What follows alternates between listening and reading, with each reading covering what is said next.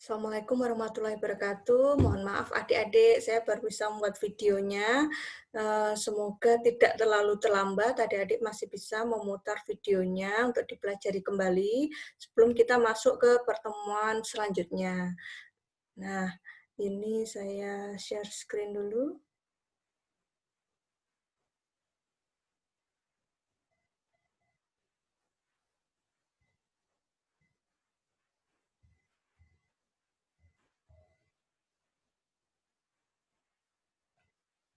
Oke. Kita mulai dari konsep dasar persamaan diferensial. Pengertiannya adalah persamaan diferensial adalah persamaan yang memuat turunan atau diferensial suatu fungsi. Jika variabel bebasnya sama dengan 1, maka disebut persamaan diferensial biasa.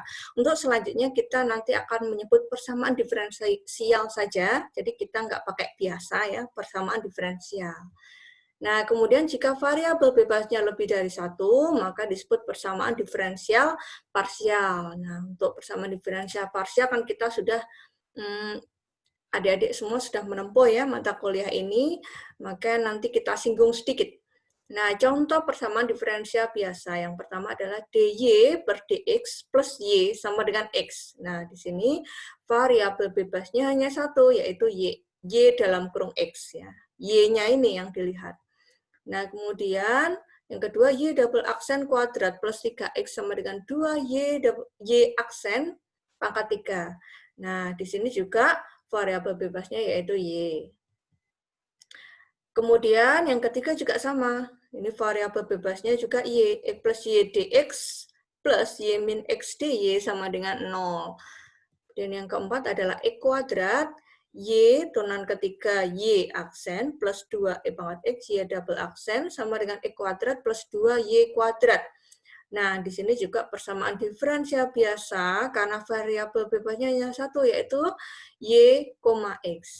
Nah, ini adik-adik sudah pernah mengenal bentuk seperti ini ya. Ini adalah do u per do x plus do u per do t sama dengan 0. Maka di sini variabel bebasnya adalah u dalam kurung x, t. Nah, ini termasuk fungsi multivariabel.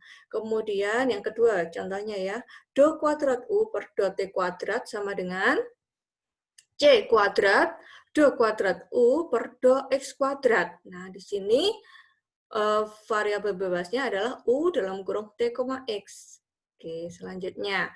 Ini hanya notasi saja, misalkan y sama dengan fx, nah notasinya ada di situ y aksen. Y aksen itu adalah turunan pertama, bisa ditulis juga dengan dy per dx. Kemudian y double aksennya ada turunan kedua, bisa ditulis juga dengan d kuadrat y per dx kuadrat. Nah, selanjutnya turunan ketiga, Y triple aksen. Nah, di sini bisa ditulis dengan D pangkat 3Y per DX pangkat 3. Nah, kalau turunan keempat, di sini ada kurungnya seperti ini. Y4, ini ada turunan keempat. Bisa ditulis dengan D pangkat 4X per DX pangkat 4.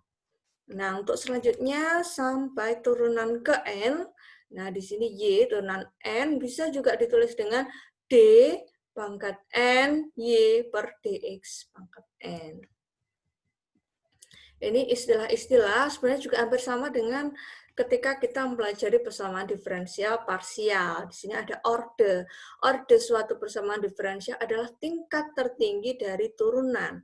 Nah, ini ada contohnya, tentukan orde dari persamaan diferensial berikut ini. Yang pertama, kita lihat cek. dy per dx plus y sama dengan 0. Nah, di sini yang dilihat, coba dilihat definisinya, ini adalah tingkat tertinggi dari turunan. Maka yang dilihat adalah bentuk turunannya. Di sini berarti yang nomor satu adalah dy per dx-nya. Nah, dilihat tingkat tertingginya adalah 1. Kemudian yang kedua, yang dilihat adalah turunannya, berarti y double aksen dan y aksen.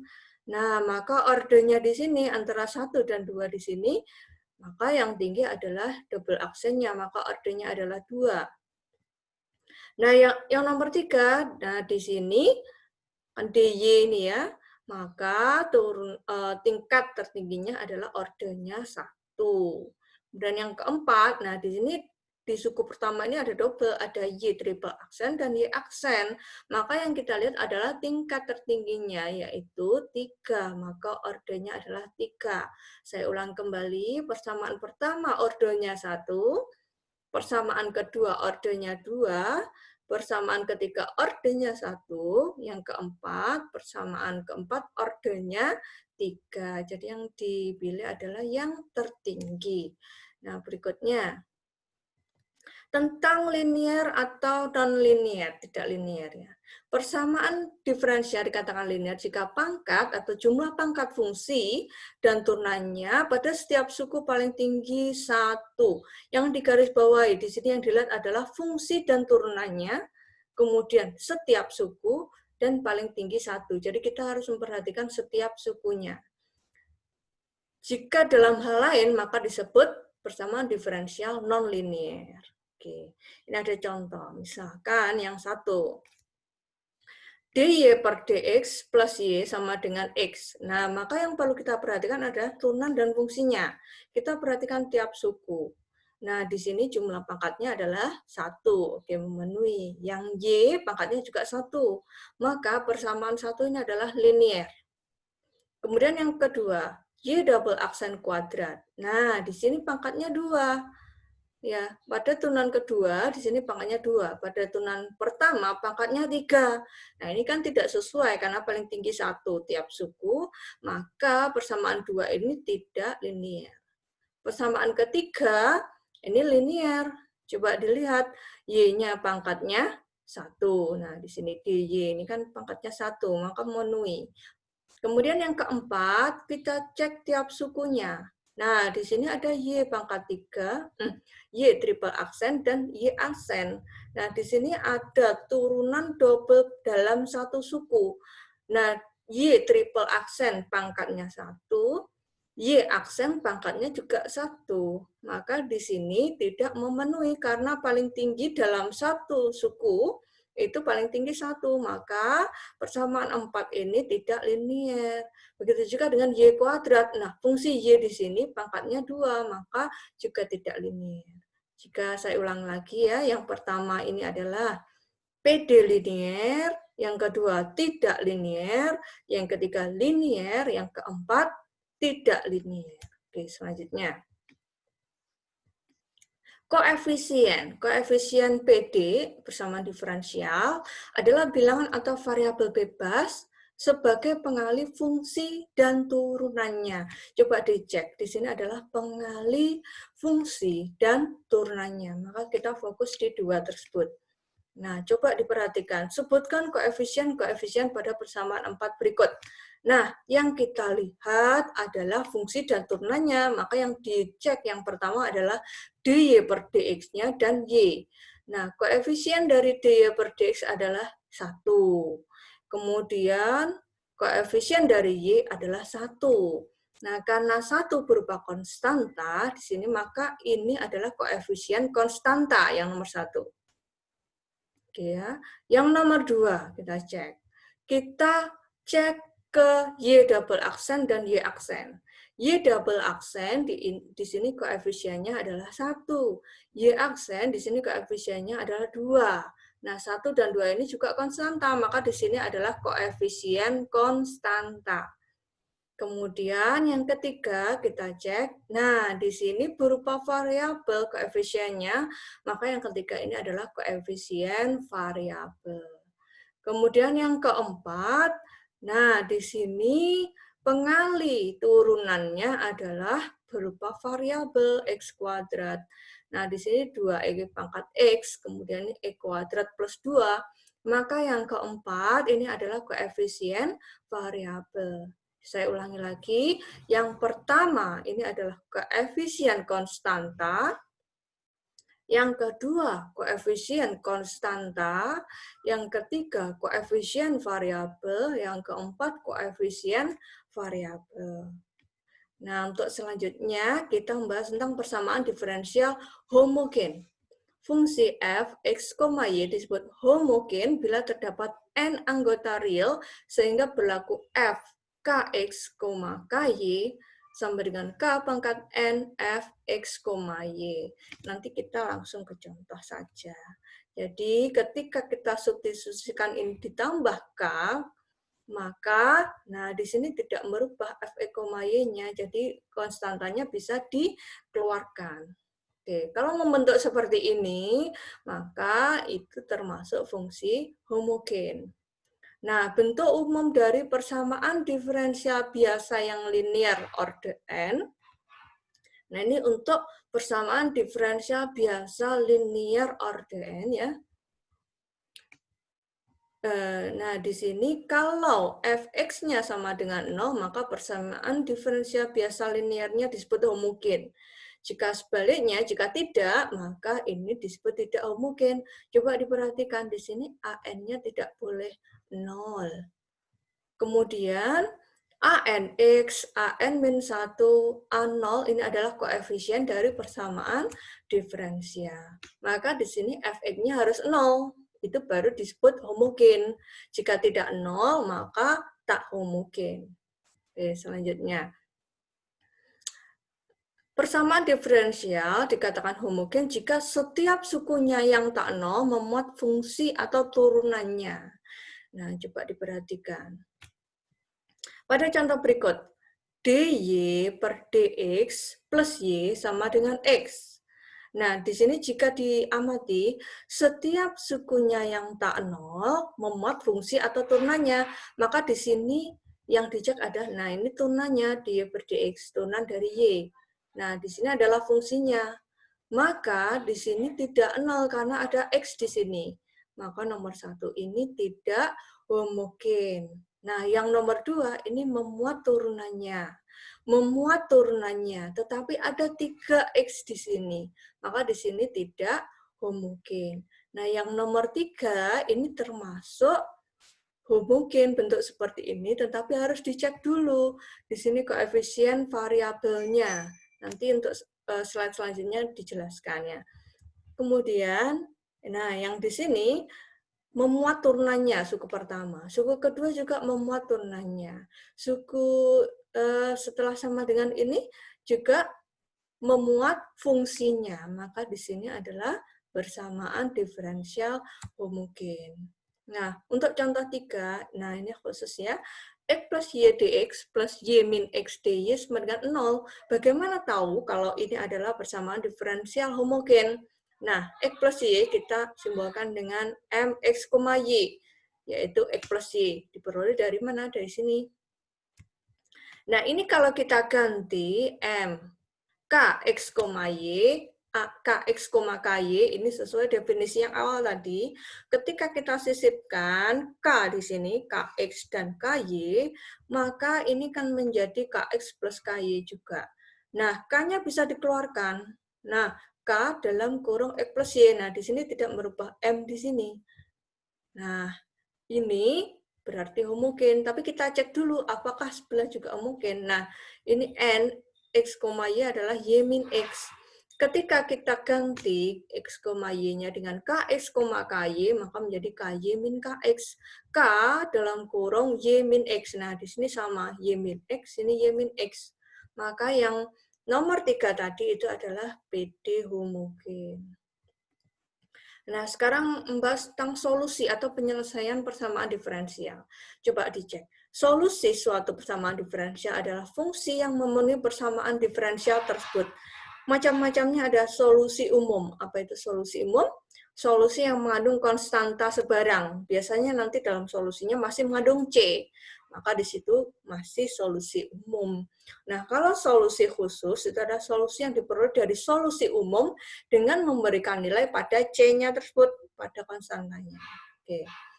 Nilai tertentu tersebut diperoleh dari persyaratan yang menyertai PD atau disebut dengan syarat atau nilai awal. Nanti ada pada soal. Jadi ada syarat, ada nilai awal, maka nanti bisa diperoleh solusi khusus. Nah, kemudian ada solusi singular. Apa itu? Solusi yang bukan solusi umum dan juga bukan solusi khusus. Seperti apa itu? Nah, misalkan ini adalah contoh solusi. Nah, fungsi y sama dengan x kuadrat merupakan solusi dari persamaan diferensial X, Y aksen sama dengan 2Y.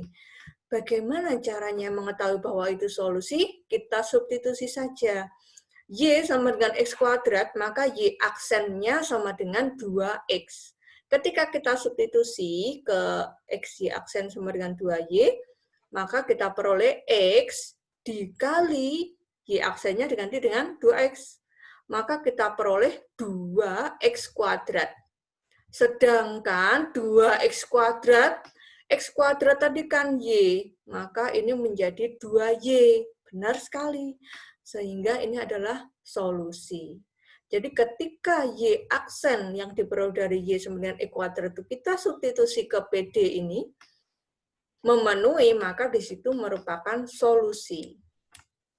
Selanjutnya, fungsi Y sama dengan E kuadrat plus C1X plus C2 merupakan solusi umum. Nah, kalau masih mengandung C1, C2 itu berarti solusi umum. Solusi umum dari persamaan diferensial Y double aksen sama dengan 2. Nah, kita cek aja Y aksen itu kan 2X plus C1. Y double aksennya maka tinggal 2. Sedangkan YX kuadrat merupakan salah satu penyelesaian khususnya. Maka kalau kita punya persamaan diferensial Y double aksen sama dengan 2, maka solusi umumnya adalah Y sama dengan E kuadrat plus C1X plus C2. Solusi khususnya adalah Y sama dengan E kuadrat. Caranya memperoleh berarti C1, C2-nya 0. Maka kita masukkan nilai C1 dan C2-nya 0, maka kita peroleh Y sama dengan E kuadrat. Berikutnya, persamaan diferensial Y aksen kuadrat min X Y aksen plus Y sama dengan 0 punya solusi umum Y sama dengan CX min C kuadrat. Nah, pada persamaan diferensial Y aksen kuadrat min X Y aksen plus Y sama dengan 0, di sini terdapat solusi singular, yaitu Y sama dengan 1/4 E kuadrat.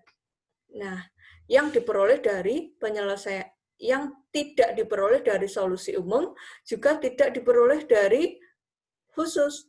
Ketika kita punya solusi umum Y sama dengan CX min C kuadrat di sini, kita masukkan C-nya 1, C-nya 2, atau C-nya 3, tidak memperoleh Y sama dengan 1/4 E kuadrat. Maka nilai Y sama dengan 1/4 E kuadrat ini tidak diperoleh dari solusi umum maupun solusi khusus. Tapi kita cek, apakah ini memenuhi persamaan diferensial ini? Jika memenuhi, maka itu adalah solusi singular. Kita cek. Kalau Y sama dengan 1/4 E kuadrat, kita turunkan pertama, yaitu Y aksen sama dengan setengah X. Nah, kita masukkan ke sini. Y aksen tadi setengah X. Setengah X dikuadratkan berarti 1/4 E kuadrat. Min X kali setengah X, berarti min 1/4 kuadrat. Plus Y sama dengan 0. Nah, ini Y itu sendiri kan. Ini tadi 1/4 X kuadrat min 1/4 X kuadrat 0. Padahal Y tadi juga 0, maka di sini adalah solusinya. Nah, ini untuk latihan, silakan dikerjakan di rumah.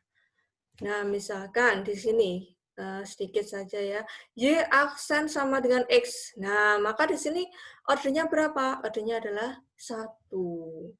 Nah, di sini linear apa tidak? Linear, karena pangkatnya juga 1. Homogen tidak? Tidak. Kenapa tidak? Karena ada X di sini. Kemudian, apakah ini termasuk koefisien konstan atau koefisien variabel? Dicek Y aksennya, di sini koefisiennya 1, maka di sini ada koefisien konstan. Kita cek mana ya yang koefisien variabel, misalkan, nah, ini yang nomor 10. Y aksen kuadrat min X Y aksen sama dengan Y. Ordernya berapa? 1. Nah, di sini linear tidak? Tidak, karena Y aksennya pangkat 2. Harusnya kan pangkat 1 ya. Kemudian homogen tidak? Homogen. Kenapa? Karena ini mengandung turunan, dan ini mengandung fungsinya. Oke. Apakah ini termasuk koefisien konstan atau koefisien variabel? Nah, di sini dicek yang ini angka, yang ini koefisien variabel, yang ini koefisien konstan. maka koefisien konstannya adalah 1, kemudian ini juga 1, yang ini koefisien variabel. Nah, di sini kan ada X di sini, mungkin termasuk koefisien variabel. Oke, terima kasih pembelajaran hari ini. Jika ada kesalahan atau ada yang ingin ditanyakan, silakan kita diskusi lewat forum di kelas daring. Terima kasih. Wassalamualaikum warahmatullahi wabarakatuh.